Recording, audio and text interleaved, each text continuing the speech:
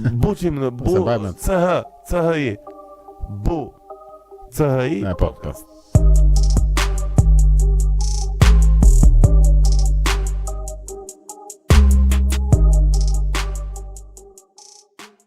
Qa bët? Bare që me mirë si sa që duhet në jenë. Mirë fare, Mustafa, që kemi? Qa bën ti? Hiq më mirë. Si e? Ja, Si të shkojnë punët? Vërdall. Mirë, në përgjithësi mirë. Që në thua në një gjë të re? Po gjëra të reja, po para shumë me të njëjtin profesion që jam marrë, programim, ndoj projekte këtu kështu on the side, edhe kam 1-2 projekte me të cilët po punoj, domethënë, një për një kompani rekrutimi, Po. ku jam edhe pjesë Agility Group, edhe një projekt tjetër që pres ta lançoj së shpejti besoj. Mirë, po bëj një çik reklamën e Agility Group. Atje bëj reklam. Po bëj reklamën ama. Po ke Agility Group është kompani rekrutimi, unë jam co-founder. CEO është motra ime, që edhe ti e ke pas në podcast, ku keni folur për punësimin. Edhe normalisht aty merremi përveç rekrutimeve brenda Shqipërisë, merremi edhe me jashtë, me importin, le të themi, të fuqisë huaj e tjerë. Si po shkon tani? Shumë mirë. Ka kërkesa, sidomos tash i kohë sezoni. Ka kërkesa, çfarë kërkohet më shumë zakonisht? Po hoteleri, turizëm, të paktën, domethënë te kompania jonë, plus është edhe pjesa e fabrikave, fasonerive e tjerë. Edhe fasoneri kërkojnë, a? Po. Po, është më vështirë të nxjerrësh shqiptar jashtë apo më vështirë të sjellësh të huaj në Shqipëri? Me thënë drejtën është më vështirë me nxjerrë shqiptar jashtë se të sjellësh të huaj. Pse? Po ka disa arsye, për shembull, sepse shqiptari ai që do të ikë normalisht do të ikë ke vendet europiane, që edhe pjesën e dokumentacionit e kanë një çik më të komplikuar, e kupton? Edhe nuk është aq e thjeshtë që jo dali viza, kontrata e punës e tjerë. Plus edhe si popull jemi pak, le të themi kështu, jo të qëndrueshëm, që nëse ta japim fjalën që okay, bëhet tash, mas një javë mund të kemi ndryshuar menje. Edhe zakonisht kjo periudha mas një jave mund të jetë edhe të nesërmen, e kupton, ndryshimi i mendjes. Edhe për procedurat që zgjasin për shembull 2 muaj, 3 muaj, personi ka harruar që ka aplikuar, thotë, po unë ose thotë, jo ndrova mendje. Si ajo memja me kredin me 6. O zoti i madh. Kurse te pjesa e tuajve, domethënë edhe Shqipëria ka këtë mirë që i ka bërë këto vizat online e tjerë. Edhe është procesi çik më kështu më i shpejt. I vëzhgoni ose i përcillni të gjitha vetë këto apo keni edhe stafin avokat ose jurista që merren me këto? Po, kemi staf. Domethënë ç'a merrem, unë për shembull merrem me pjesën e teknologjisë, pak marketing, motra merret me pjesën e menaxhimit, domethënë, kurse pjesa e dokumentacionit e kështu është staf. Kemi një staf rreth 10 veta tani. Jo, goxha staf, 10 veta? Inshallah. Po. Mbar. Ore. Po pse duhet të vinë njerëzit te Agility Group për gjetur një punë ose një punë më të mirë se sa ajo që kanë, për ata që e kanë një, edhe jo te këto platforma tani ku dëgjon Monster, Stepstone ose kjo që ka nga Amerika tash, ZipRecruiter për shembull. Po zakonisht ne gjëja që kemi ne është se kemi kontakt drejt për drejt me kompanitë, sidomos tonë në Shqipëri, edhe normalisht kur të referon një kompani rekrutimi që ke bërë atë pre-screenin fillestar, edhe është më e besueshme, le të themi. Plus kjo pjesa e referimit duke ne ecën më shumë se sa, le të themi, i jashtë, mendoj. Edhe konkurenca normalisht brenda është më e vogël se sa nëse ti shkon edhe aplikon në event ose në event pune si për remote, ashtu edhe për ku aplikojnë për shembull 100, 200, 300 indian tjerë edhe i edhe ti CV-ja jote. Është tipike. Tani, për të futur pak në mesin ton, ka mbërritur inteligjenca artificiale në brandin e recruiting apo akoma? Kam rritur inteligjenca artificiale dhe qofse jo vetëm në recruiting edhe po në çdo fushë, qofse nuk je duke përdorur, je duke mbetur mbrapa në epokën e gurit, le të themi. Kupton se diferenca është shumë e madhe, sidomos në eficiencë që personi që e përdor me personin që nuk e përdor. Nëse për shembull edhe gjën më të vogël, një autorizim që për shembull mund të marri çerek ore me inteligjencë artificiale mund të bëhet për 5 minuta, mjafton ose 2-3 minuta, mjafton të shkruash një prompt e tjerë. Domethënë që nga këto gjërat që janë më të thjeshta deri tek gjërat që janë më të komplikuar, pastaj ke pjesa e kodimit që jam dhe vetë që një aplikacion për shembull që të bësh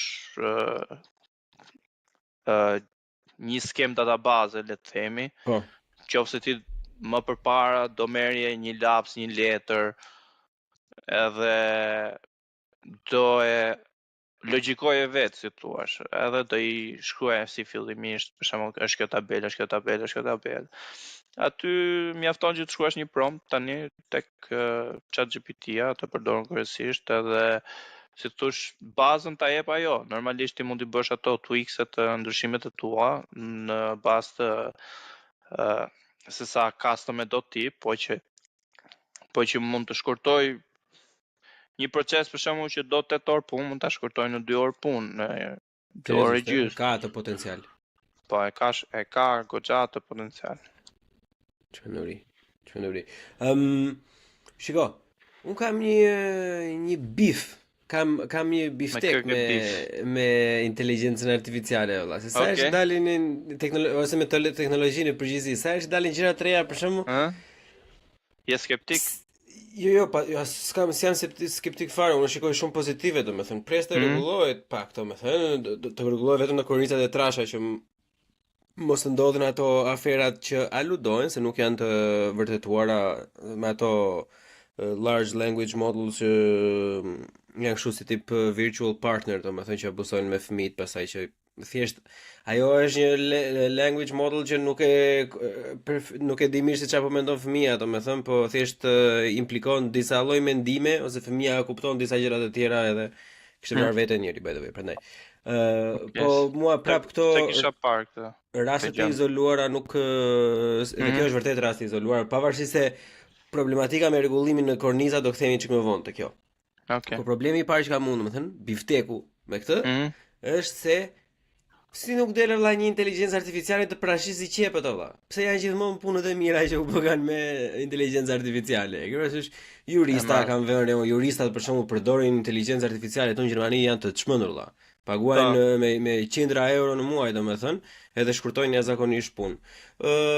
Developer, coder si puna jote, apo një inxhinier për një X tjetër, apo një researcher për diçka tjetër, domethënë. Të gjitha ato punët që tani të themi të drejtën, okay, kemi studiuar deri diku, kemi vrarë rrugët e kokës, po nuk është se po na bie bretku, apo kështu fizikisht, domethënë.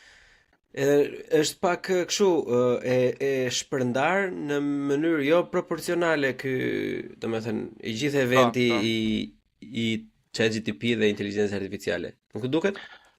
Po realisht domethënë duke qenë se punë atë akseson nëpërmjet një kompjuteri, le të themi, ose nëpërmjet një mjeti teknologjik, një celular, një tableti, normalisht punët që do jenë më të prekura në fillim ose që do hyjnë më në punë në fillim janë ato punë që bëhen nëpërmjet një celulari, laptopi, tableti etj. Prandaj është, le të themi, përdorimi nga jurist, kam përdorur edhe doktor ChatGPT, përdorimin në marketing, përdorimin në Instagram edhe doktor. Po. Në gjithë ta fusin çik frikën ata kur shikon doktorin ChatGPT në fakt, po. Po, një ditë një kolegja ime, siç kishte një si tip shqetësime, tha prit ChatGPT-n fillimisht, nëse unë duhet të shkoj tek doktori apo jo. Edhe pyeti kam këto simptoma, kështu është thamë sugjeron që të shkoj ke doktori, sepse kam një si tip tik nervor në sy, edhe ChatGPT-ja që i thonte me këto simptoma që ke, nëse të shkon më shumë se një javë, atëherë sugjeroj që të shkosh tek doktori. Domethënë është bërë edhe si tip asistenti personal që ti ka gjithë këto informacione dhe ti çdo lloj gjëje që nuk di ti pyet atë. Po për sa i përket pastaj ndërhyrjes së AI-t në fusha të tjera që janë si thua në më larg teknologjisë siç është bujqësia apo për shembull blegtoria apo mund të jetë për shembull minierët e tjerë, mendoj se në të ardhmen mund të ketë adaptim normalisht një sistem AI për shembull bashkë me një dron që mund bëj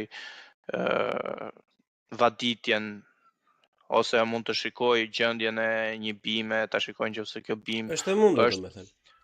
Po, normal, se domethënë mund të ketë aplikacione që në këto momente me anë të një foto ato të tregojnë ty për shembull nëse kjo bimë është okay apo nuk është okay ose mund të ketë një lloj smundje apo një lloj smundje tjetër.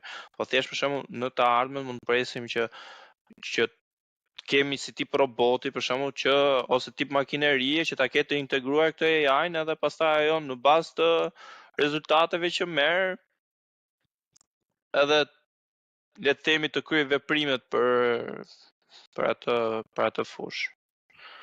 E kuptoj. Shiko.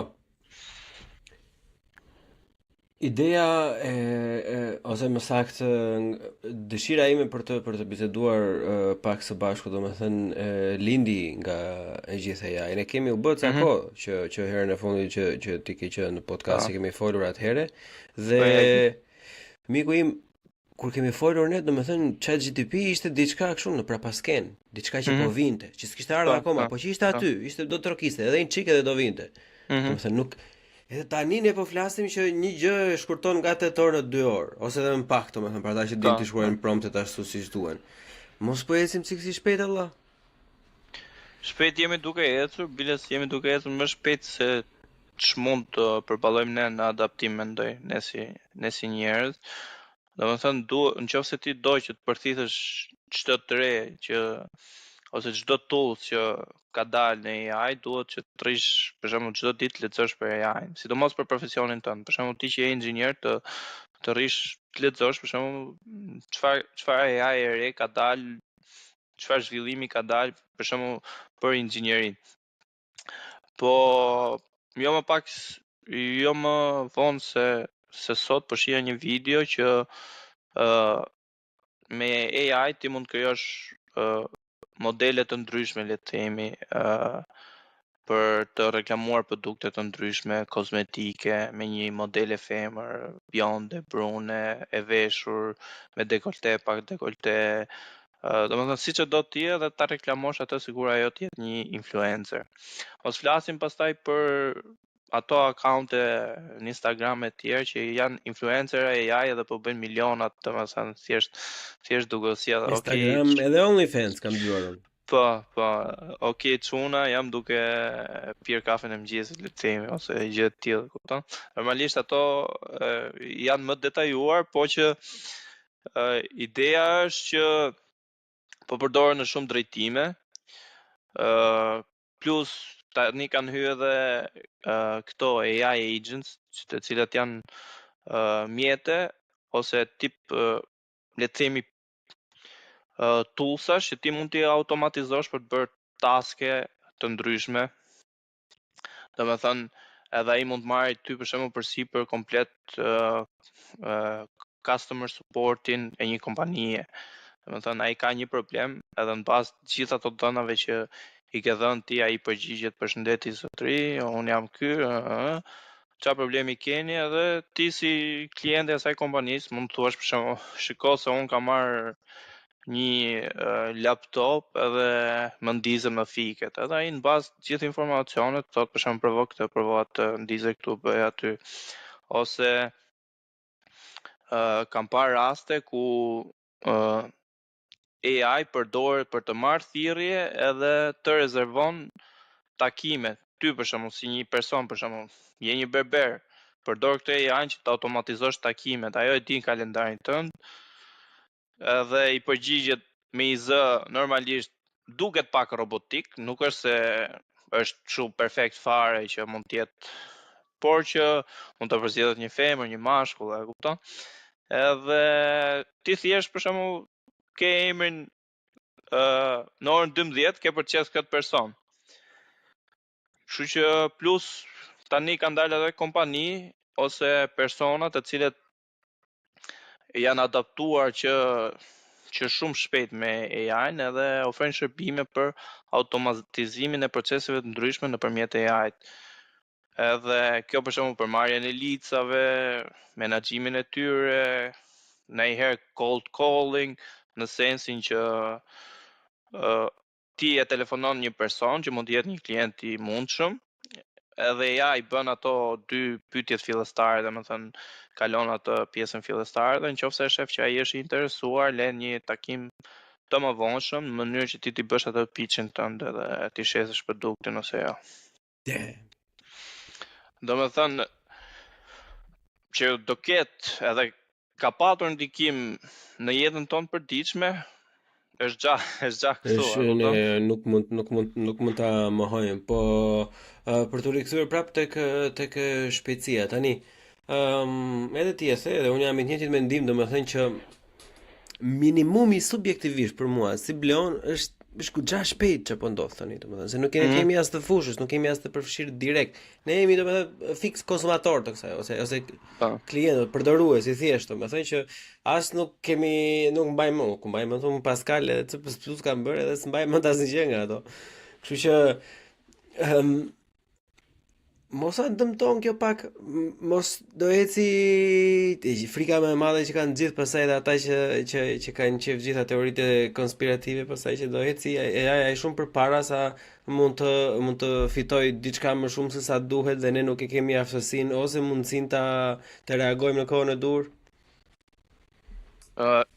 Tash për sa ka zhvillim deri tani, AI supozohet që nuk mund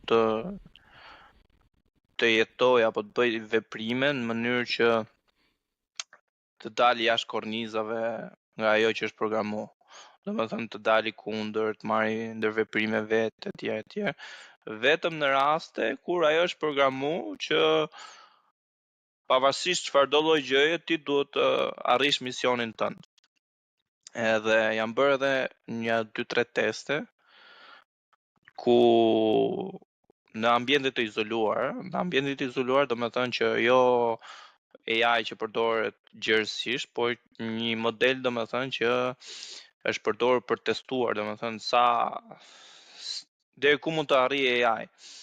Edhe nga ky testi çfarë doli në konkluzion që nëse ti i thua AI-t që shiko, unë dua të arrij nga pika A në pikën B. Nuk ka rëndësi mënyra se si arrije dhe nuk ka rëndësi nëse gjërat që ti duhet bësh për të arritur aty janë etike apo jo. Okay. Në sensin që ti duhet me çdo kusht të shkosh nga pika A në pikën B. Po. Edhe në momentin e testimit, AI domethënë filloi të gënjente, të mashtronte atë userin, që i shkruante promptet etj. Biles u përpoq edhe që kopjonte kodin e vet, sepse ai useri tha që unë të fshij ty në mënyrë që ti mos bësh më atë gjë. Edhe ajo filloi që të kopjonte kodin e vet në mënyrë që ta gjeneronte vetveten, në mënyrë që të bënte atë misionin e vet, domethënë që të shkonte deri ke pika B. Unë e njoh si rast, po nuk e dija fillimin, domethënë që pjesën e eksperimentit dhe pse ishte bërë, okay? Po. Edhe, domethënë nga kjo anë, nëse e shohim ashtu është e frikshme. A do ketë përdorime me qëllime dashakeqe, si çdo teknologji besoj që do ketë, edhe normalisht. Nëse dikush nuk e ka bërë akoma, është dikush që është duke munduar që ta përdorë në mënyrë dashakeqe AI. Sepse domethënë nga historia e njerëzimit e kemi parë çfarëdo që është krijuar është përdorur në atë mënyrë. Jemi kështu ne. Po Shiko, unë prandaj jo më kot ChatGPT si drejtohem me mirëmëngjes, të lutem dhe faleminderit të gjithë kohës për çdo Ashtu ë. task. Nuk si diella, nuk kushton Ti që të jesh njëri i mirë, edhe ti qoftë edhe AI. ti drejtohesh, po ai CEO kishte thënë që për këtyre faleminderit, po mbasi milionat nga që i kushtojnë AI. Oh, seriozisht, pse duhet të Domethënë reagoj ai, mirë, domethënë. domethënë mirë sjellja që ti bën, domethënë i kushton më tepër atij. Nëse nuk thu faleminderit, i kushton ca miliona. Seriozisht, po si ka mundsi? Po. Po besoj nga që ajo do procesoj ato që ti thua dhe do kthej përgjigje edhe. Thjesht fakti që do e procesoj, e kupton, do vjen punë gjithë ato mekanizmat. E po shikoj, po tani ata kur kanë bërë kaq shumë lekë anais kaq përpara do të gjejnë një lloj mënyre ta bëjnë edhe më të lirë të qenë njëri i mirë. S'duhet ta qenë shtrejt, domethënë. Të paktën miliona, jo biliona. Shiko, mendon se në të gjitha profesionet, domethënë që përfshihen, le të themi kështu post akademike, profesionet post akademike, ka një përdorim të drejtë për drejtë të inteligjencës artificiale si mundsi? Mendoj se po. Domethënë çdo profesion ka vend që mund ta përdori ChatGPT-n si teorikisht, si praktikisht. Plus është bërë edhe si tip browser i ri, domethënë ti nuk shkon më në Google të kërkuar diçka, po shkon ChatGPT ose në modele tjera, se ne po përmendim ChatGPT-n, po janë edhe modele tjera të cilat ti mund t'i përdorësh edhe në varësi të karakteristikave të tyre. Për shembull, ka modele që janë më të mirë për dizajn, ka modele që janë më të mirë për kodim, ka modele që janë kryesisht për shembull për arkitekturë etj. Kështu që mendoj se po, që çdo person që le të themi ka një punë ku do duhet përdorë teknologjinë ose edhe thjesht për mendim, se tani njerëzit po përdorin ChatGPT-n edhe për të kërkuar mendime. Shikoj se jam në këtë udhkryq, çam sugjeron duke pasur parasysh këto 3-4 parametra. Kupton, edhe ChatGPT-ja si një le të themi mentor ose life coach, të thotë ti mund bësh këtë ose këtë, më optimalja është kjo. Sepse ajo përdor edhe logjikën e pasur, nuk përdor për shembull shikoj se ti nëse ti ndihesh i lumtur ose këtë prandaj. Po. ChatGPT-ja është si një gjysh që i ka parë të gjitha dhe i fokuson te logjika. E vërtet. Një nga problemet më të mëdha domethënë që shoh unë edhe seriozisht domethënë, por që më hamën edhe është diçka tjetër. Tani për një person ose marrim atë shembullin që morëm çfarë, marrim shembullin e juristëve apo avokatëve. Përdorin ChatGPT etj. Problemi është të dhënat, regjistrimi i të dhënave. Shiko, ne dim tash të pak ose unë jam i bindur ti mund të më provosh të kundërtën, po përderi kur diçka ngarkohet në internet, është aty përgjithmonë derisa kjo botë të shkatërrohet, domethënë disi. A mund të ndodhi për shembull që informacione që një person mund të ketë ngarkuar inteligjencës artificiale për të marrë një shërbim kundrejt, domethënë nesër pas të dalin jashtë sistemit, të shiten siç shiten të dhënat në Meta për shembull? Po normalisht po mund bëhet. Domethënë mund të ketë raste që mund bëhet, sepse ChatGPT-ja fillimisht ishte falas. Ka edhe shumë platforma domethënë që ti mund përdorësh e janë e përdor falas. Mirë, por duhet të kesh një account aty. Edhe te ai accounti ti flet për shembull. I flet un jam ky edhe kam këtë problem. Edhe ajo i ruan aty në databazën e vet. Po kush mund ta japi ty sigurinë, domethënë që kjo kompania nesër pas nesër del ngeleze pa lek, edhe dikush i kërkon të dhëna ose i kërkon shtetin në mënyrë që të gjej karakteristikat e tua etj. FBI-ja le të themi ose CIA, se ato kryesisht le të themi atë që është dhënat e amerikanëve janë shumë më të vlefshme se sa dhënat tona që jemi në Ballkani. Edhe normalisht nuk i ndal asnjë gjë që leqë ato i kanë gjitha, nuk i ndal asnjë gjë që këto dhëna t'i blen nga kjo kompani. Madje kur më bërë pyetje më kujtua që te ky eksperimenti AI kishte përdorur edhe disa informacione sekrete për të shantazhuar këtë personin që i bënte ato promptet, i thonë se ai kishte vendosur sikur kishte një marrëdhënie me një grua tjetër etj dhe AI e kishte shantazhuar, i thonë që unë do t'i them gruas tënde që ti ke një marrëdhënie edhe e tradhton, po ti nuk duhet, prandaj nuk duhet të më mbyllësh mua, nuk duhet më fikësh etj. Domethënë, për momentin ne jemi në këtë fazë ku ne interveprojmë me AI nëpërmjet një domeni, por që në të ardhmen do jemi në fazën ku ti do e kesh built-in, domethënë do e kesh në telefonin tënd. Në Apple në telefonat e ri, domethënë ai e ka lançuar që do jetë built-in AI, domethënë ai ke brenda në telefon dhe nuk është si thosh opsionale ne ke se ke. E cili AI do jetë built-in? Nuk e di me kë ka marrë veshjen, po më duket me këtë, me këtë që ka prodhuar ChatGPT-n. OpenAI, Po. Unë kam parë OpenAI në fillim fare kur ishte thjesht kodim, domethënë, edhe kam parë kur e kam prezantuar për herë të parë tek kampionati internacionali Dota 2-shit, gaming. Domethënë edhe ka qenë skuadra OpenAI, kanë humbur lojën e parë AI dhe çdo lojë tjetër i kanë masakruar njerëzit të gjithë kohës. Ashtu.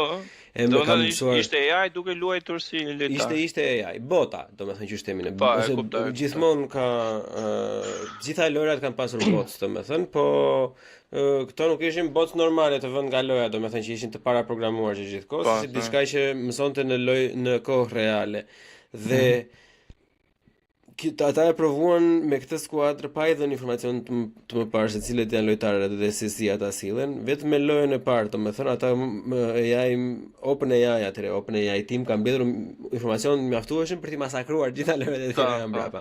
Domethënë vetëm me një lojë. Imagjino tani domethënë që nëse mund të kishe ngarkuar atij AI të gjitha lojrat që ka lozur Bleoni apo Mustafa, për shembull, nuk ke shanse ti. Nëse të ndjek me milisekonda, domethënë je shumë predictable. Problemi është tani me pjesën e të dhënave, siç e the ti më përpara, njerëzit kërkojnë edhe mendim, po njerëzit shprehin edhe mendimet e tyre të errta, Mustafa. Njerëzit shprehin edhe me se kështu jemi ne. Jemi këto lloj qenish, domethënë mendimet e tyre të errta, epsh, dëshira të ndryshme, gjëra për shembull që nuk do i bënin, as nuk do i thonin me zot lart jo në publik. Dhe dim që vetëm gjë më e frikshme se sa vdekja për njeriu, ai është poshtërimi ose le të themi ulja në publik etj.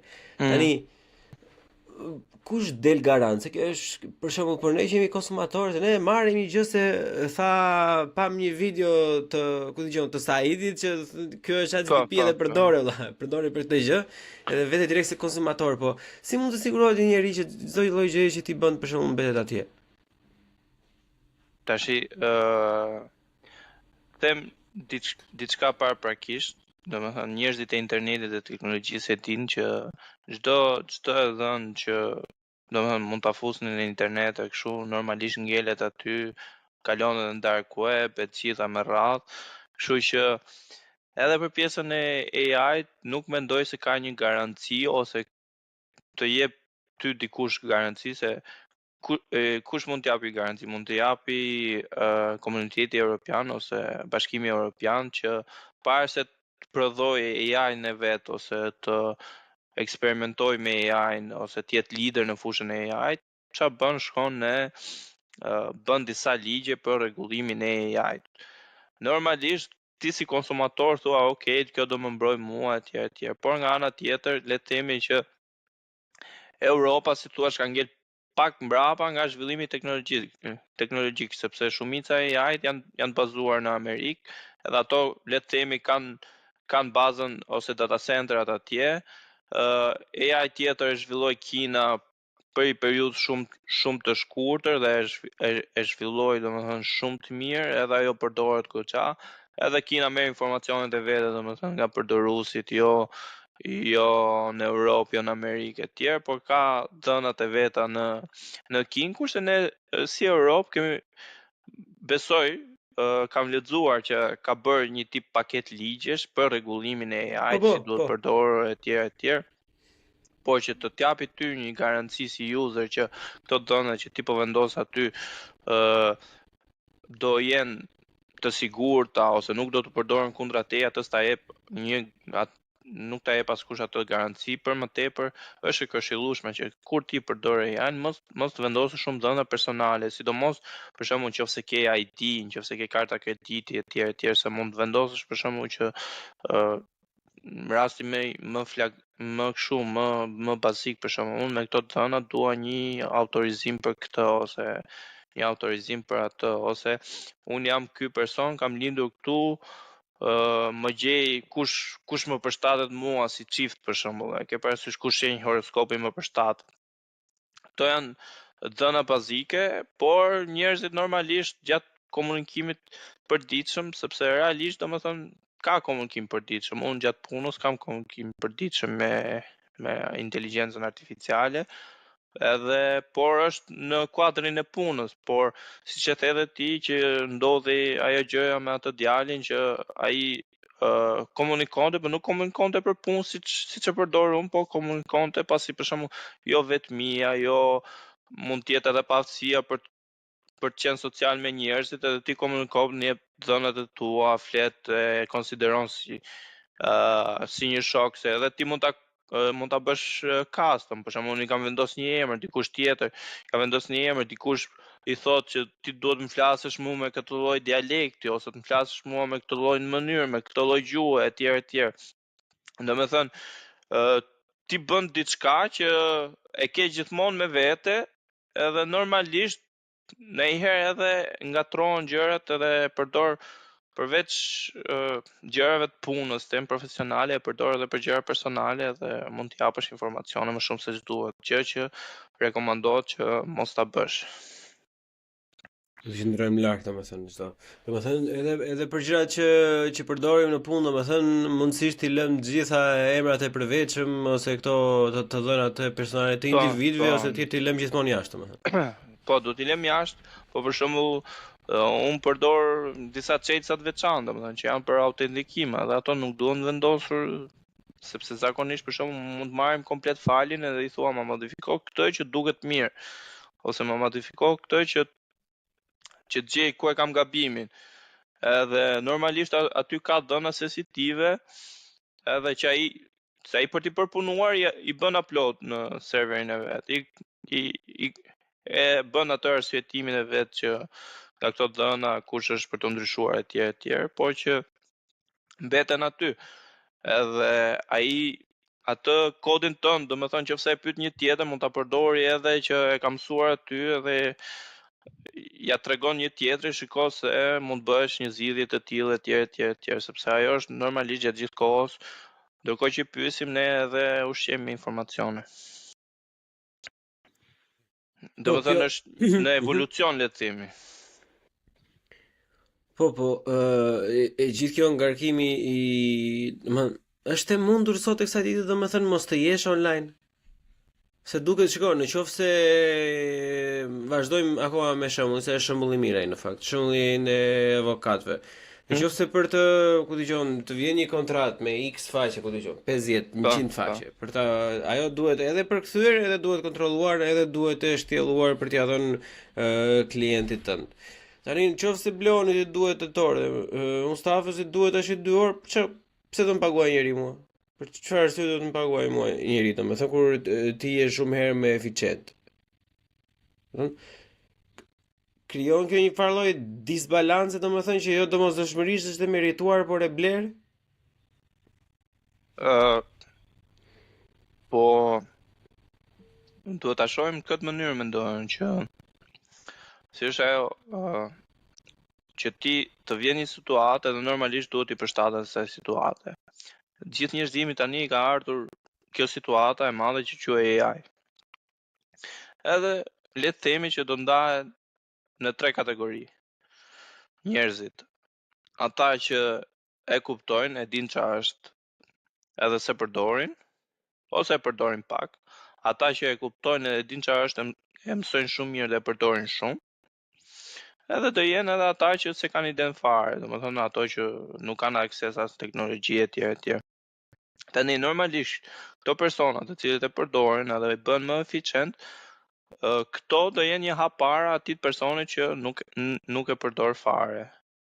Kjo për shkak se ty atij avokati që e përdor i ulet koha e veprimit për bërë këto dokumenta, le të themi, ose për të nxjerrë pikat kyçe të çështjes.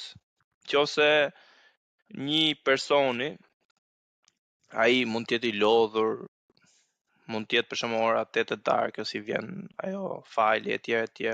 Ai mund të jetë i lodhur nga gjithë dita, se ka punuar gjithë ditën, ndërkohë AI nuk është i lodhur se është program kompjuteri në atë sens. Patjetër. Edhe mund të jetë edhe më i saktë në nxjerrjen e pikave, për shembull, ose thelbit kryesor që kjo çështje ka këto 4 pika. A duhet mbikëqyrur nga një person?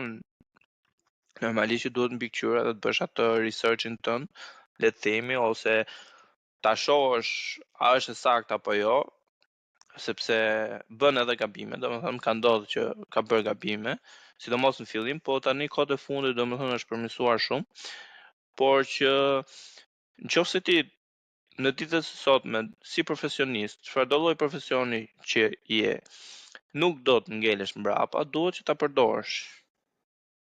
Vetëm nëse je për shembull bari, le të themi. Për momentin nuk është se duhet, kupton? Për Ndoshta momentin, mas i ama viti, për momentin. ndoshta mas i viti duhet se do dalet një robot me AI integruar për të ruajtur delet. Imagjino se spektakël do i vësh të gjitha deleve, i vë një chip dhe i thoj ChatGPT-s please mblidhi delet. Delet mblidhuni në filan orë në filan vend. I dërgon dhe me koordinata kështu. 50-60 South. Shiko. Po s'është nevojë se e bën procesimin vetë. Çmenduri. Një problem që është përfolur kohët e fundit me AI ka qenë jeni dini për atë çështjen gjyqësore, po edhe gjyq publik që është Elon Musk kundër ChatGPT, që është nisur si open source edhe free dhe pastaj është bërë. Çfarë mendimi ke për atë çështje ti? Po me thënë drejtën nuk është se i kam dhënë shumë rëndësi si çështje.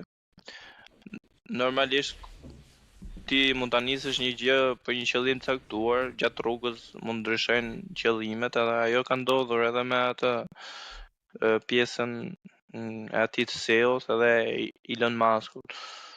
Ai Elon Musk me sa diun ka krijuar atë AI-n e vet që përdor aty ke X-i, ke Twitteri. Edhe s'është atje, Groku nuk është nuk e di. Unë për vete nuk e kam përdor. E kam parë që përdoret zakonisht për të shpjeguar këto tweetet ose për të dhënë kontekste të tjerë nga të tjerët. Po që unë të kem hyrë ta kem pa, domethënë ç'a aftësish ka, nuk e kam parë për vete, po që tash bifi Elon Musk ka bif me shumë persona. Njëherë unë mendoj që ai edhe e ka kështu si mënyrë jetese që për mi se është një çik kaotik ai.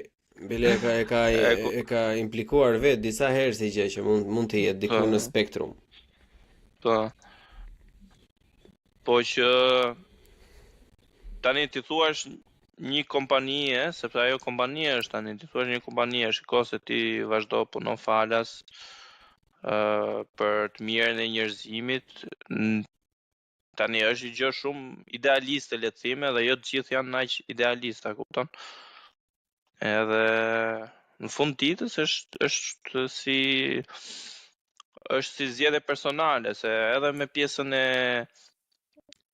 Metës, kur filloi të bënte këtë censurimin e njerëzve apo censurimin e komenteve etj, normalisht ajo është kompani private, jo pse nuk e lejon ti fjalën e lirë etj që është e drejtë. Bëra edhe krahasimin në lidhje se di gjatë kohës pandemisë që fillon të bërshin ato jo censurimet në YouTube, jo censurimet në Meta etj. Edhe normalisht shumica e njerëzve ose një pjesë, jo ato se njerëzit u ndan në dy pjesë, ato që thoshin ok, le të censurohet etj, se ajo gjë është e keqe, nuk duhet folur kundër etj etj, dhe këta që flisnin kundër këta u censuruan, kupton? Edhe normalisht e drejta themelore, domethënë që është lidhje me të shprehurin, nuk është se u zbatua shumë nga këto Nuk u zbatua kompanitë fare. nga këto kompanitë siç ishte Meta, siç ishte YouTube etj etj. Po në fund farit ai është produkti i atij, edhe unë për shembull si person nëse kam zhvilluar një produkt, unë pak a shumë i diktoj edhe gjërat që lejoj apo nuk lejoj tek produkti im. Edhe e njëjta gjë mendoj edhe tek pjesa e OpenAI, normalisht janë ato terms and condition që asnjë si lexon. Nuk e di nëse ti i ke lexuar apo jo, po unë për vete Unë i kam lexuar, normalisht i kam lexuar. po, unë për vete i mora ja çova ChatGPT-s. Edhe i thash a do të shqetësohem për këtë terms and conditions? Edhe më thuaj pikat po ose jo. Po që ideja është që ti futesh te ajo platformë edhe nuk është se i lexon edhe si thosh këtë kontratën, sepse ajo është një kontratë që ti bën me platformën për përdorimin e asaj, edhe plus rasti më flagrant është i TikTokut kur doli në fillim që aty thuaj qartave që mund të ranohen skripte etj etj, kishte shumë domethënë gjëra që nuk shkonin tek ajo terms and condition që i kishe edhe të shkruar aty edhe njerëzit përsëri e përdornin edhe nuk është se interesonin shumë për dhënat e tyre personale etj etj. Kështu edhe pjesa e të semit që ai okay ka kompaninë e vet edhe përdori e ktheu në fitim prurse, ndryshe nga siç ishte rënë dakord në fillim. Tani arsyet mund ta ludojmë për shkakun që ka qenë arsye se iku ideali që kishte në fillim, se nëse ti fillon diçka për të bërë, le të themi, një ndryshim rrënjësor në jetën e njerëzve, edhe pa fituar asgjë, i bie që ti je një person shumë idealist që do luftosh për të mirën e njerëzve. Mirë po. Mirë, ai kishte investuar atje, nuk është se ishte vetëm ideali, domethënë ishte edhe lek. Po, normal. Edhe po unë thjesht po e supozoj, po marr këtë pjesën që nëse një person i futet gjithë kësaj pune thjesht për një ideal, normalisht që ka gjë që normalisht këto idealet nuk funksionojnë, po kam një pyetje direkt unë pastaj që the, domethënë duke u nisur nga censura që ndodhi atëherë, por me të tani. Tani, shikolla, në qoftë se ti ble një korse bari edhe ajo letra thot mos e vë gishtin tek pjesa ku pritet bari sepse do të pritet gishti. Është diçka e qartë, është një përdorues, një produkt mund të dëmtojë veten në maksimum një 3-4 të tjerë para se të prishet ose të vi policia. Një produkt si YouTube, për shembull, apo një produkt si Google, me gjithë manipulimin që ka ndodhur në zgjedhjet amerikane, po edhe në shumë zgjedhje të tjera në pseudodemokracitë perëndimore dhe jo vetëm. A është kjo e njëjta gjë vëlla, të thuash që topi është imi, penalltin e gjuaj vetë të tonga me shokët e tij, domethënë se këto janë gjëra kolosale. Ti literalisht ke në dorë fuqinë jo vetëm të mundësosh formimin, informimin dhe influencimin të një X grupi të përcaktuar, por ti mundson automatikisht në rastin që ne kaluam me Covidin dhe manipulimin aktiv. Ne jetojmë në vitin 2025, sot që regjistrojmë ne dashur njerëz është 3 qershor 2025, vetë Departamenti i Shtetit Amerikan që para ca kohës thoshte jeni të gjithë të çmendur, sot e kësaj ditë thotë që po ka ardhur nga laboratori. Atëherë të dukeshin çajën ta idiota, e kupton? Tani ha mund të lejohen, domethënë, mund të kemi vërtet kapitalizëm, mund të kemi vërtet pronë dhe diçka, një vegël që e kemi prodhuar ne ose një produkt që kemi pranuar ne. Edhe kjo vjen nga një djathë, po që është një pyetje që duhet bërë.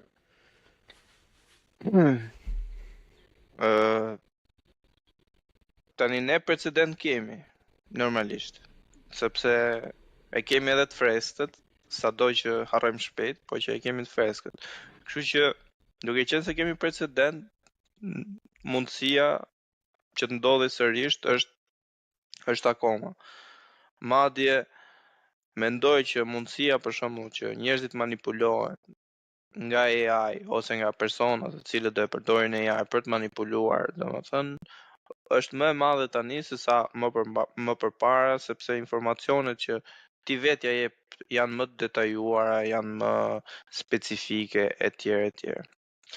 Plus, për sa i përket kësaj teme, është edhe një film dokumentar The Social Network.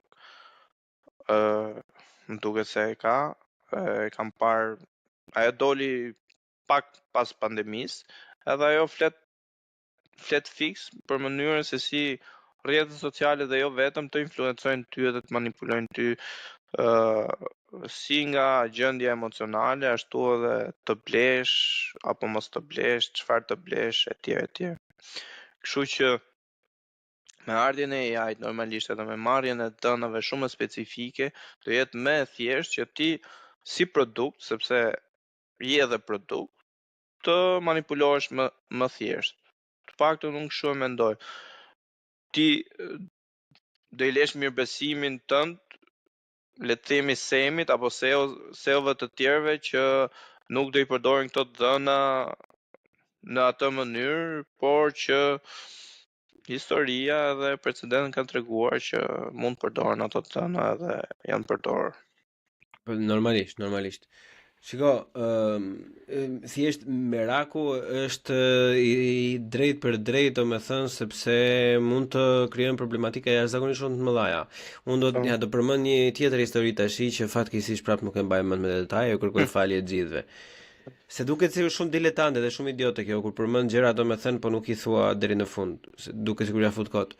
Gjithsesi unë do ta them për vetëm për kuriozitet, është duke filluar një çështje gjyqësore për një kompani të inteligjencës artificiale nga një eksperiment që është për në një nga universitetet e Zvicrës, është regjistruar gjithashtu si eksperiment, po pa vetdijen e atyre që kanë qenë ose le të themi pa vetdije direkte, e thënë kështu me moll, po gjithmonë me terms and conditions, domethënë. Dhe ky lloj modeli gjuhësor ka pasur vetëm një mision dhe misioni është të ndrojë mendjen nga një gjë te një gjë tjetër. Qoftë nga pëlqen Mustafajin, pëlqej Bleonin, nga PDPS, nga Nike, Adidas apo Akullore apo çokolada. Okej. Ka qenë test, domethënë ka testuar për si të influencosh njerëzit që të bësh të zgjedhin literalisht gjën më të largët se ajo që ata donin në fillim fare. Ja kuptoj. Eksperimenti vetë ka mbaruar. Eksperimenti ka qenë jashtëzakonisht suksesshëm. Ata ja kanë dalë në mënyrë perfekte, domethënë, për të bërë gjitha këto lloj. Se tani po dalin disa dokumenta sepse dikush i kishte qenë atë grupin më përpara, domethënë normalisht siç ndodh gjithmonë, ka bërë një leak edhe ka nxjerrë informacionin që kështu bën filendri. Tashi o vlla, kjo është alla Mengele, kupton? Erdhi vllai është prap nga e para, domethënë është literalisht eksperiment njerëzor, se tani nuk duhet thjesht të hapin barkun dhe të shikojnë tëmthin që të quhesh eksperiment njerëzor, ti literalisht ai po punon me psiqikën tënde, me trurin tënd. Edhe shiko, Europa vërtet është për së prafti, dhe vërtet jemi për së prafti. Plak të bësh një bibël me ligje pa pasur asnjë AI do vërtet durim, po që në Iran edhe frikaruan vreshtin. Kur shikon këto raste kështu, domethënë është çmenduri fare. Domethënë ligjet që po bën Europa paraprakisht për AI-n, edhe pse nuk ka zhvilluar AI sipas teje, domethënë normalisht janë të nevojshme se ndonjëherë. Jo, nuk e di unë atë, nuk e thash më atë. Unë nuk e di ta them. Nga ajo që the tani, domethënë, para shumë. Shiko, le ta shprehim ndryshe. Më mirë ligje pa AI se sa asnjëra nga të dyja. E kupton? Të paktën ke mirë. Po. E vërtet, përderisa jemi përdorues, po. Normalisht. Jo, unë bie dakord me ty, pothuajse 100% te pjesa, domethënë është një çik së prapthit që ta bësh pothuajse të pamundur, është tregu i është i formuar në atë lloj mënyre që është thuajse i pamundur, domethënë për diçka të krijuar në Europë. Në Europë tani ka filluar këto kompanitë e vogla AI, domethënë që secila merret me një gjë të vogël, siç po janë të ndarë në nishë të ndryshme ato.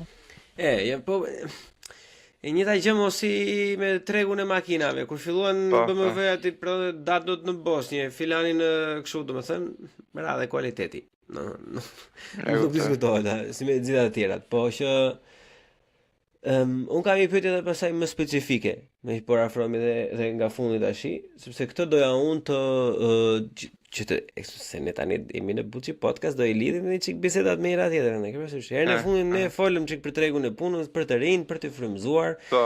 Si do të zgjedhin, çfarë do të zgjedhin, pse do të bëhen developers, pse do të bëhen inxhinier kështu e ashtu, domethënë. Herën e fundit i frymzuam, po këtë radhë do i frymzojmë apo të i dekurajojmë. Po si seriozisht, shiko, merre nga ana ime vëlla. Se ti punon për ditë me të, po merre nga ana ime për shembull unë dëgjoj një në 4 podcaste domethënë apo në 5 podcaste që unë dëgjoj në të huaj, në një nga këto thuhet që profesione si koduesit për shembull nuk do të ekzistojnë më. Profesione si filani, fistoku nuk do të ekzistojnë më. Ose nëse do ekzistojnë s'do kenë lek, ose ajo është tim përpara, domethënë që ai që e përdor e shkurton kohën e tij, rrit orën, domethënë që bie kërkesa, nuk duhen më 10 kodues, se duhen 3 kodues që din të përdorin ChatGPT. Si është, çfarë është peçi i fundit që mund t'i japim njerëzve, domethënë, që ku jemi? Ja vlen akoma të futesh në atë lloj biznesi, atë lloj shkollimi apo me? Si fillim do them një gjë që domethënë qofse nuk e ke me pasion, mendoj që nuk e vlen. Qofse se le të themi që ai bumi i madh ku po merrnin goxha njerëz që vinin edhe nga deg të tjera, bënin 2-3 kurse programimi etj dhe futeshin programues, ai nuk është më ai bumi. A ka ra kërkesa për programues? Ka ra si në Shqipëri, ka ra dhe jashtë. Jo vetëm për shkak të AI-t, nisi me erdhi Eloni tek që bleu Twitterin, pushoi, nuk e di 80% kompanisë se sa. Twitteri funksionoi, domethënë pati pak vështirësi në fillim, po pastaj funksionoi normalisht. Edhe filluan edhe kompanitë nga jashtë fillon të reflektonin, okay, gjatë pandemisë morën, po çfarë duam gjithë të njerëz, a kupton? Ku kishte edhe njerëz që bënin video si e kalonin ditën duke punuar, edhe nga gjithë ajo video ajo punonte gjysore. Flinte gjumë në punë, hante, pinte kafe, gjysore, këtej ande, bënte një meeting, edhe domethënë e nxirrnin edhe veten që s'kishte punë. Edhe normalisht Mirë, duhet të jesh një klasë tjetër budallaj që të bësh ato gjë, domethënë, okay. Edhe filloi kjo vala e pushimeve.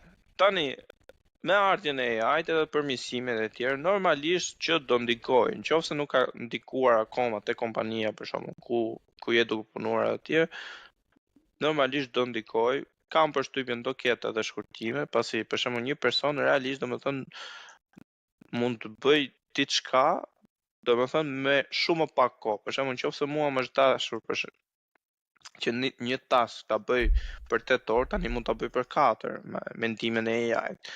Sepse le të themi që pjesën manuale ose punën manuale që ti thjesht e bën copy paste, ndryshon ca gjëra, ndryshon tekstin etj, atë mund ta bëj AI me një prompt, kupton? Edhe kështu, çfarë i bie? I bie që ai që është profesionist, ai që është goxha i mirë etj, ai mund të jetë më i sigurt. Juniorat që janë kryesisht më përpara bënin këto punët ose tasket e çik më të lehta që kishin bënë me këto që unë sapo thash që tani i bën AI me një prompt, do e kenë më të vështirë me gjetë punë, normalisht. Nëse flasim për Shqipëri, kjo deg ka marrë shumë popularitet, edhe normalisht janë rritur edhe shumë oferta, ndërkohë kërkesa ka ngelur ose e njëjtë ose ka rënë kërkesa për programues. Të paktën junior po, e sigurt që ka rënë. Edhe këto mund ta shohim edhe në vendet e punës ku për një aplikim junior mund kemi mbi 100 e sigurt, 200-300. Domethënë kjo ndodh brenda Shqipërisë, ku ti aplikon për një vend pune. Të lutem, do të pyes edhe një herë mbase nuk kuptova mirë. Okay. Po tani, nëse dikush junior bën të zakonisht punën që sot i bën AI, A do të thotë kjo që për një vit jo, mbase për 3-4 muaj apo 5 muaj kur mund të kenë përparuar akoma përpara që është literalisht e pamundur për një junior të marri të fillojë në punë se s'ka nga e merr atë informacion që AI e ka një sekond larg, domethënë që ai ose do futet të senior direkt vllai ose s'do futet fare. Tani se normalisht me zhvillimet e reja dalin edhe gjëra të reja. Tani ka dalë një term i ri që quhet vibe coder. Edhe Vibe coder. Po, edhe ç'a bën ky vibe coder? Ky merr chat GPT-n ose një AI tjetër, cloudin e tjetër. Edhe thot, unë du të bëj këtë aplikacionin. Edhe i thot Cloudi, do më thënë do, ose chati, do bësh këtë folder, këshu ashtu, këtë i mandi. Edhe kjo që bën, merr kodin, ose strukturën e fajleve si që ja tregon AI, edhe e kalon tek projekti. Okej, si ta bëj rang këtë projektin, edhe thot bëj rang shu, e tjerë. E paka shumë kjo që bën, normalisht ka pak logjik në trurin e vet, ose e din paka shumë si do funksionoj kjo aplikacioni, edhe merr kopi nga AI edhe vendos në projekte tjera, edhe krijon një produkt le të themi.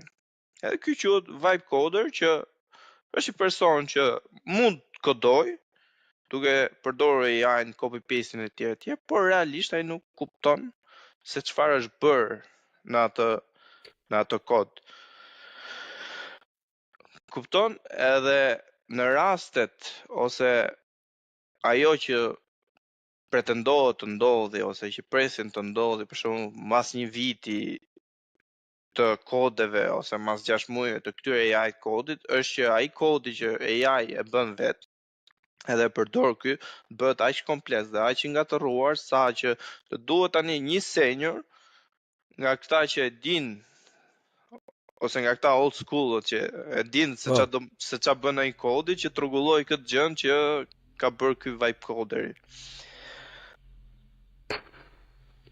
Tani për sa i përket juniorave, ajo që sugjerimi im ose këshilla ime është normalisht përdorini AI-n sepse do jetësh me hapin e kohës, por e rëndësishme është që kur e përdorni, përveç se ti kopjoni gjërat që ju jep AI, të lexoni edhe shpjegimet, sepse ai normalisht përveç kodit të shpjegon edhe pse përdoret, çfarë është, si është, ose të kërkoni best practices, kupton? Në mënyrë që të kuptosh se çfarë bëhet edhe të dish që në të ardhmen nëse të bësh një ndërhyrje, këtë edhe pa ndihmën e AI të dish se ku ta bësh. Për sa i përket tregut punës në Shqipëri tani, unë mendoj që është saturuar si treg, domethënë janë bërë shumë, sidomos studentat e ri, sidomos studenta që kanë nga 2 kurse, i kanë bërë nga 2 kurse mas universitetit, domethënë as ajo nuk pimo ujë le të themi. E para gjë që unë mendoj që ti jesh i punësueshëm si junior është që duhet ta kesh me pasion, në mënyrë që të përpiqesh pak më shumë se sa i tutorialit, të përpiqesh pak më shumë se sa i kursit, të përpiqesh pak më shumë se sa informacionet që t'jep AI. Edhe së dyti të kesh ndërtuar diçka që është, le të themi, mund të jetë edhe gjysë e kopjuar, por të ketë firmën tënde. Kupton? Mos të shkosh të aplikosh thjesht me një diplomë edhe me 2 kurse. Sepse edhe te kurset tani, mënyra ti mjafton të paraqitesh edhe do e marrësh atë certifikatën e kursit. Se nuk mendoj se ose janë tralla ato kurse le të themi, nëse janë fizikisht, kupton që ti shkon te qendra që ato e vrasin shumë mendjen nëse ti e kuptove ose dole shumë mirë nga ai kurs. Kështu që normalisht tani i bie që ata më të mirët ose ata që janë çik më nivel më i lartë programuesit, ato do kenë mundësi që të gjejnë vende pune. Ato që se deri tani mendoj që edhe një nivel average, ose mjafton të di 2-3 gjëra, edhe ai niveli mund ta shtynte etj, por mendoj që tani dhe në të ardhmen nuk do e shtyt dot ai nivel, por do të duhet të evolojë në mënyrë. Se si do evoloj, nuk e di, por që do me thënë, ai që e ndjen veten që është te ai lloj niveli, okay, do të shofi të lëvizi. Është edhe një çik sindrom shqiptar kjo, është ka një paralelizëm jashtëzakonisht shumë romantik me bujqësinë. Kjo e gjithë pjesa e kodimit, se është diçka shumë tipike shqiptare. Po ta vësh re, domethënë, që kemi hequr komunizmin, dolën atëherë do i mbjellim gjitha fushat domate. Gjithë domate, domatja 100 lek, asnjëri s'e kënaqur. Pastaj e mbolli ky, ai tjetri e mbolli presh, beri lek. Gjithë presh. Preshi, çmimi poshtë, asnjëri i kënaqur. Në vërtet. Të mbjellim ullin tash, vajti, mbar më atë vit që vajti, vaj ullirit më lirë se sa vaj lule diellit, se literalisht kishin njerëz që kujtonin.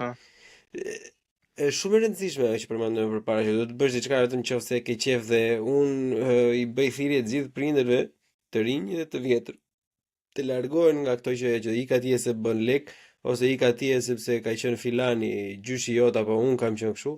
Lëre të bëjnë çfarë dojnë, e kupton? Se e para fare do futen, do vënë në një punë që do jenë, shiko, se nuk ka asnjë që të keqe më të thuash, por shumica të njerëzve nuk është janë punëtorë më të mirë, e kupton? Se që të kesh punëtor më të mirë në firmë, domethënë që gjithë të tjerët nuk janë më të mirët. Kështu që shumica e punëtorëve ose të punësuarve, më falni, nuk janë punëtorë të punësuarit më të mirë. Kështu që është më mirë të zgjidhin diçka që duan se sa diçka që nuk duan. Shiko, çuditërisht çdo gjë duhet të lloj, domethënë. Me AI, pa AI, në çfarë lloj profesioni ti jesh, domethënë aty rrotullohet. Nëse nuk e do atë që bën, të bëhet jeta mizerabël. Ose ta vijë dhe AI. Po. AI mund vijë edhe shumë gjëra tani. Po gjithsesi besoj që edhe në të ardhmen, edhe tani do ketë edhe një fokus te profesionet që do kenë bëjnë pak më tepër me njerëzit, me shëndetin mendor e tjerë, me organizimet, menaxhimin, sepse këto gjëra teknike, le të themi, ose punët mekanike do zëvendësohen, mendoj, me kalimin e kohës, mos 2-3 vite, 5 vite, mendoj që mund të kemi një super revolucion në tregun e punës. Edhe unë besoj do ndryshoj çdo gjë, vëlla. Unë mendoj që the twilight is near, domethënë. Ti mendon për atë The Grand Reset që The Grand Reset, po që thuhet që do ndodhi në 2025-ën. Shiko, ky është revolucioni i tretë, i katërt industrial, që nuk e dihet fikse se është e pamundur, vëlla. Shiko, edhe në qoftë se çdo lloj gjëje do zhduket nga faqja e dhëut ashtu siç e njohim ne, edhe shumica atyre në mënyrë pozitive.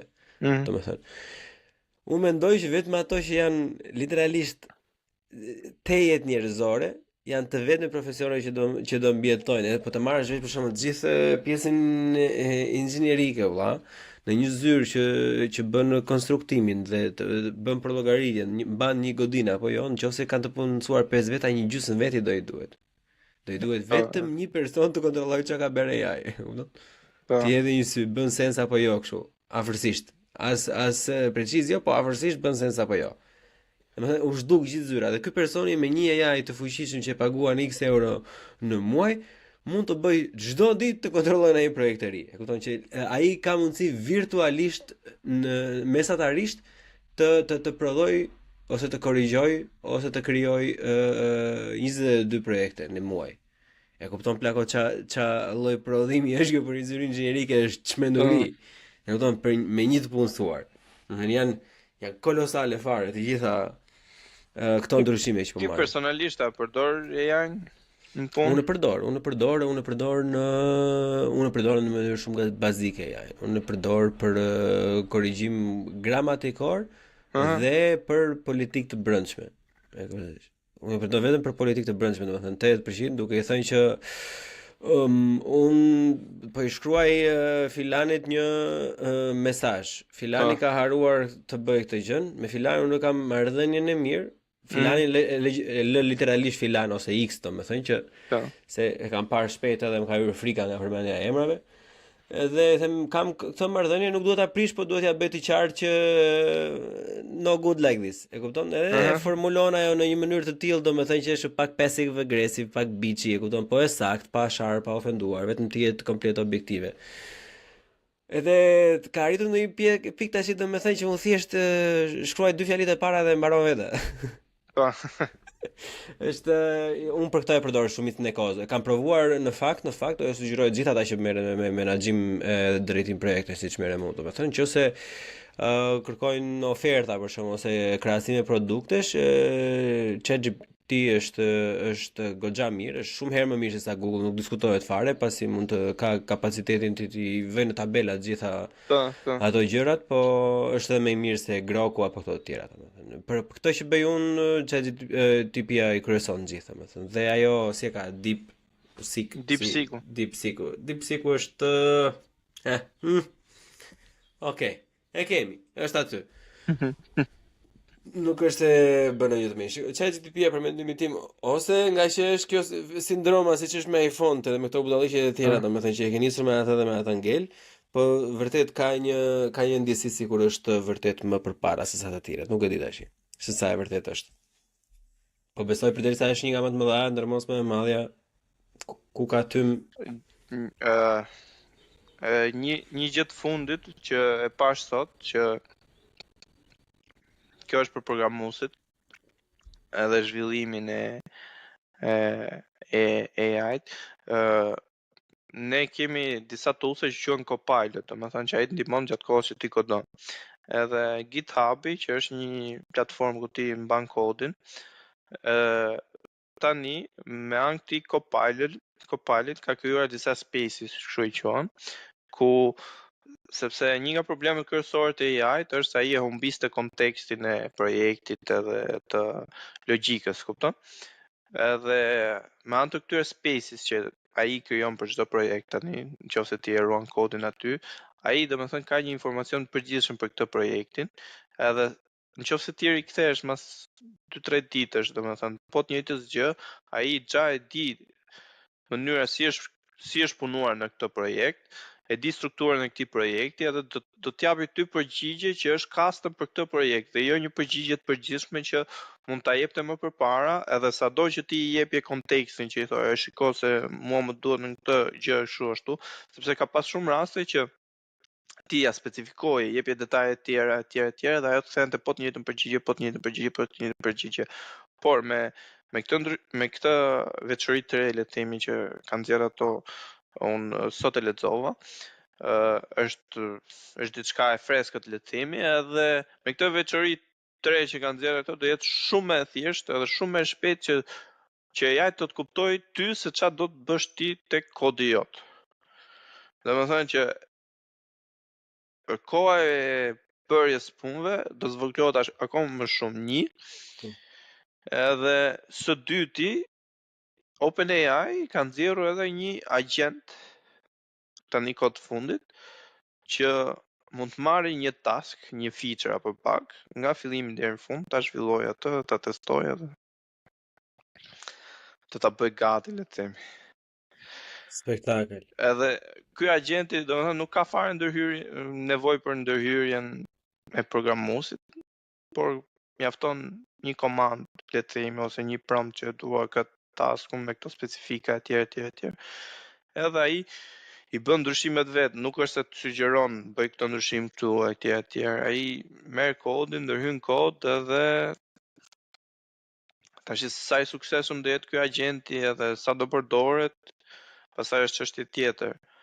Plus ne në Shqipëri, duke qenë se jemi në Shqipëri ku ndonjëherë akoma janë gjërat me lapsa dhe me letër, mund përfitojmë një çik që zhvillimi, le të themi, do vi pak më vonë, po se sa më vonë, për shembull 6 muaj, 1 vit, 2 vit, Përfiton, po se unë nuk e shikoj si përfitim, e shikoj më shumë se si humbje ato, domethënë se gjithkohës të tjerë do jenë një hap përpara teje, sepse e kanë përdorur këtë gjë më përpara. Okej, po për le të themi atë punojësin mesatar që do të ruajë të vendin e punës edhe nuk do të shqetësohet shumë as për rritje në karrierë, as për ulje në karrierë, le të themi që kjo është një gjë e mirë.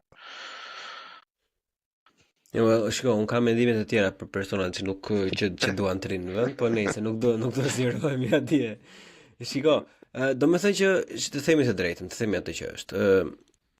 Ka disa për të mbaruar atë që parë, po unë e shikoj si great reset, po nuk e shikoj negative, shikoj në anë pozitive. Shumica e punëve që janë gjermanë ka një fjalë shumë të mirë që tingëllon beschäftigungsterapi, që do të thotë terapi vetëm për të bërë diçka, vetëm për hatrin e të bëri diçka, jo për të nxjerrë një produkt, domethënë, vetëm të mbash veten të zënë. Edhe më amen që të gjitha këto punë do ikin. Çfarë janë ato, ku dëgjon? Vë këtë atje, formato këtë, bëj atë, këto janë idiotësira për shkakun që nuk do ekzistojmë për një periudhë jashtëzakonisht shumë të afërt, por bile edhe një punë të vështira që një përllogari të një gradacele që e bënte dikush një xhaxhi në një blok edhe i duheshin literalisht 3 fletore për ta mbaruar. Domethënë, para shumë vitesh hyn programe e para, të llogarisin ato, para një 10 vitesh këto programe morën dhe variablet e teja që për literalisht përdoreshin si lojra, domethënë shtyptë, shikoj të gjitha variantet e mundshme. Me AI-n ti vllai literalisht do i thosh që shtëpia ime duhet të ketë një sipërfaqe 80 metër katror, ku dëgjon 10 me 8, bëj shtëpinë, bitch. Edhe do ta bëj me të gjitha brenda, sepse është shumë e prekshme inxhinieria, kupton? Të ndërtosh një godi nuk ka ndjenja. E ke parasysh, ajo tulla ose mban ose s'mban. Kështu që unë hamon që një model i madh gjuhësor, domethënë sidomos nëse arrin të zhvillohet diçka në mënyrë mbar botërore vetëm specifikisht për të bërë këtë lloj pune, do jetë jashtëzakonisht shumë e suksesshme. Domethënë sepse tregu është atje dhe do shkurtoj ajkën e inxhinierisë. Ajo është akademikisht, duke e parë nga ana akademike, për shembull, gjithmonë ai ka studentëve, domethënë kanë qenë ato që kanë qenë konstruktorët që bënin për llogaritje etj. Neve ishim si domethënë kështu ndërmjetësit, prandaj kemi ecur edhe në drejtim edhe menaxhim. Ne nuk jemi aq shumë të rrezikuar se ne kemi të bëjmë me njerëz. Ne kemi i fërkoj shpatllën njerit, fërkoj shpatllën, mbaj mirë me këtë, mbushja mendin atij të zjelli këtë, e ke parasysh? Kështu që deri aty akoma mbase do vi, po jo ai shpesa për ata të tjerët. Kurse këtyre të tjerëve po i troket dera kështu për ditë, domethënë. Ja vërtet. Po mendoj që do vi edhe një periudhë mas do ketë një përdorim shumë të madh, le të themi edhe këto proceset kreative, të logot, të marketingu etj, por kam përshtypjen që do vi një farë pike ku edhe do të ngopen njerëzit me AI, edhe do kërkojnë edhe gjëra origjinale, edhe mund të ketë edhe një tjetër, po se jemi njerëz në fundit. Një të paktën ke pjesa kreative, mendoj që mund të ketë një si tip të ngopje dhe pastaj do kërkojnë gjëra origjinale, kupton? Edhe këtë nuk ka rintar i prodhoj do të AI, se ne jemi idiota, do dalin si shumë është bio, si këto diamante që jo, i dua diamante që ti ke nxjerrë sklavin në Afriku, nuk i dua nga këta të laboratorit, edhe pse janë identik në përmbajtje. Gjithsesi për ta përmbyllur, për sa i përket asaj pyetjes nëse duhet një i ri sot të filloj apo jo për pjesën e kodimit etj. Mendoj që duhet ta mendoj mirë, ndoshta edhe të shohë edhe profesione të cilët janë pak më praktike për momentin, edhe që ku ka dhe treg, ka dhe mungesë tregu, sepse realisht domethënë për sa i përket kodimit, Shqipëria është mbushur edhe është e mbushur domethënë. Po, është e mbushur. Edhe vetëm qofse je një i mirë, goxha i mirë, edhe e ke me pasion të madh. Un kam arritur të kuptoj diçka kohë të fundit Mustafa, nuk e di nëse është gabim. Thjesht mendim domethënë, nuk mendoj që është i saktë apo i gabuar. Po sa më shumë kjo inteligjenca artificiale dhe përgjithsisht teknologjia, shikoj se teknologjia ka edhe një mënyrë se si ecën, domethënë ecën në mënyrë kështu. Mendoj që vetëm teknologjia e informacionit dhe telekomunikacionit ecën. Asnjë teknologji tjetër s'ka ecur përpara. Ne godinat i ndërtojmë njësoj, makinat i ndërtojmë njësoj, vetëm çka ka brenda makina ndryshon. Në gjithë kohës. Kështu që makinat kanë shku mbrapsh. Mos please, për herë tjetër atë. Po sa më shumë, domethënë që këto teknologjitë si aparatet celular, smartphone, laptop, tani me software nga më të ndryshme që janë të mbështetura dhe që do e kenë dhe built-in inteligjencën artificiale, sa më shumë këto ecin përpara, në vend që është gjithmonë klishe që po se është jeta më e lehtë tash. Në fakt, duke parë në makro, jeta është më e vështirë sepse ti përveç se konkuron me Mustafajin, tash konkuron dhe me ChatGPT. Kështu që ulet numri i punonjësve që duhen, por rritet kërkesa për cilësi. Duhen gjithmonë më pak punonjës, por më të mirë në cilësi. Kështu që jo domosdoshmërisht është, domethënë, po ta shikosh kështu nga lart fare, jo domosdoshmërisht është më e thjeshtë. Unë mendoj që po ka automatizime që ta bëjnë jetën më të bukur. Ka shumë gjëra që nuk janë shumë fan për të bërë gjatë punës, që mund t'i marri për një model i tillë, po përgjithsisht domethënë të bën më të mirë, po të bën më të mirë me një bullying, me një dhunë, duke thënë që ose qëndro me kohën, ose harro në histori. Po. Ose hap fermën. Çfarë do të bëjmë, seriozisht? Domethënë që literalisht e vetmja mënyrë për të jetuar mirë është që të zhdukesh fare, të marrësh një Nokia 3310, domethënë, një 300 kokë dele në tomor. Edhe jeton si princ, vete e di që zbret deri poshtë në Karkanjos apo ku çfarë fshati është atje, të shesësh gjumsin edhe ikën prapë sipër, s'ket të bësh me asnjë lloj personi. Ajo një zgjidhje është sepse Shqipëria ka nevojë shumë madhe, si për bujqësi ashtu edhe për blegëtëri. Kështu që plus ne programuesit gjithmonë mendojmë që ndaljen pension e kemi kështu.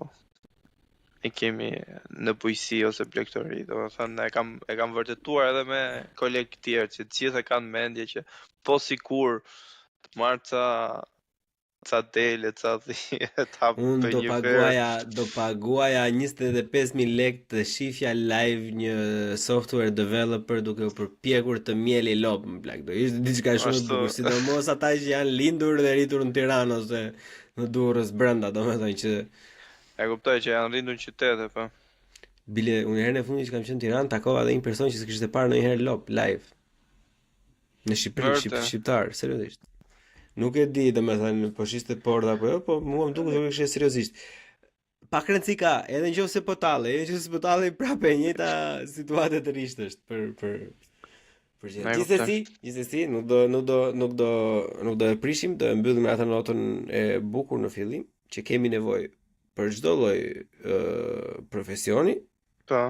Siç e përmendëm në fillim fare, ju nëse keni dëshira që mbase Shqipëria nuk u plotson dot ose jeni të mendjes që nuk u plotson dot, mund të shkoni tek GDT Group Albania dhe bëni pap një dy muhabete aty, shihni çfarë mund bëhet, mbase mund ta gjeni edhe Shqipëria, mbase s'keni nevojë të ikni fare, kështu që unë personalisht gjithmonë jam ambasador i Shqipërisë, po që gjithë cili di vetë, ajo varet edhe nga qëllimet, nga mënyra e jetesës e tjerë. Edhe pse është hipokrite edhe unë që jam jashtë ambasadori i Shqipërisë, domethënë unë bile i lutem njerëzve që me sa kanë mundësi, unë nuk po them që të rish pa bukë.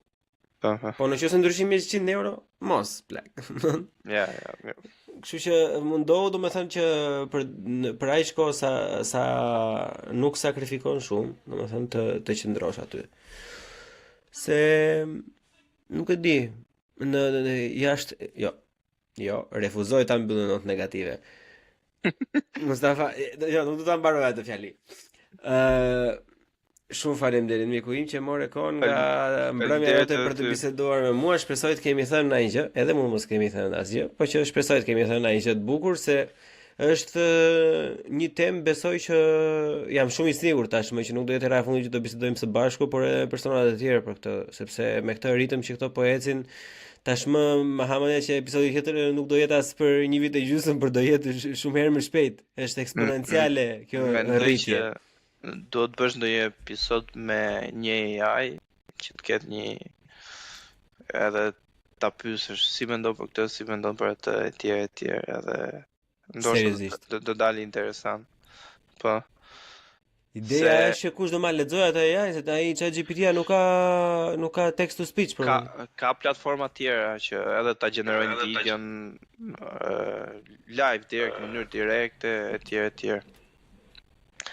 Po që ta jap si sugjerim edhe të shohësh si duket. Ndoshta do të na zëvendësosh edhe ne të ftuarit edhe të thuash, "Ça, s'ka kohë, hajde se kam kë." Ç'është spektakli. Më bëj një software developer që është senior edhe do flasi për këtë. Po precisisht në qoftë se njeh diçka të tillë, më sugjeroj diçka të tillë kur ideu të bëj një politikan që nuk gjen. Besoj se do I digje fitilat asaj AI-t, po që gjithsesi do ta provojmë.